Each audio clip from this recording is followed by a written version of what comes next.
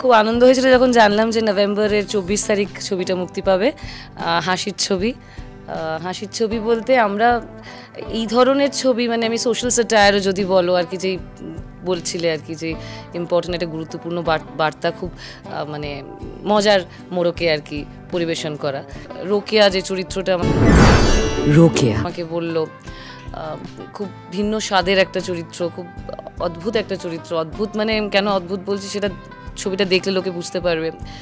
বিভিন্ন শেড আছে ওর মধ্যে।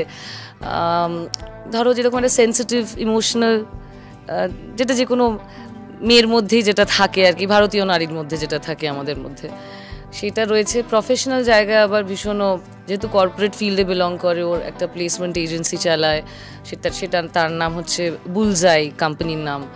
তো খুব ফোকাসড একজন মহিলা, কারণ ও তো চাকরি দেয় মানুষকে, কোথাও একটা স্বপ্ন দেখায় আর কি, সেটাও তো ওই কারণে চরিত্রটার ওই দৃঢ়তা ওটাও রয়েছে আর কি। সো এটা আমার কাছে একটা এক্সপেরিমেন্টই বলা চলে।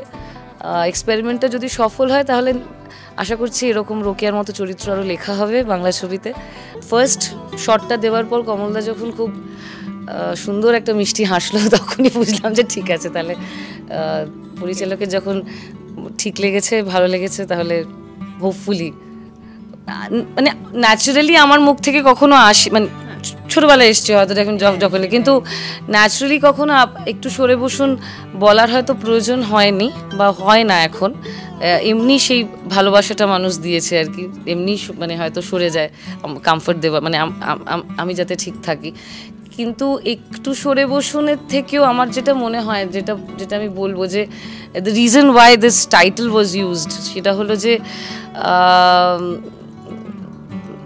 মানে আমি সবসময় যে আমরা কাউকে সরে যাওয়ার জন্যই একটু সরে বসুন বলছি তা কিন্তু নয়, অনেক সময় কাছে টানার জন্য একটু সরে বসুন বলতে পারি।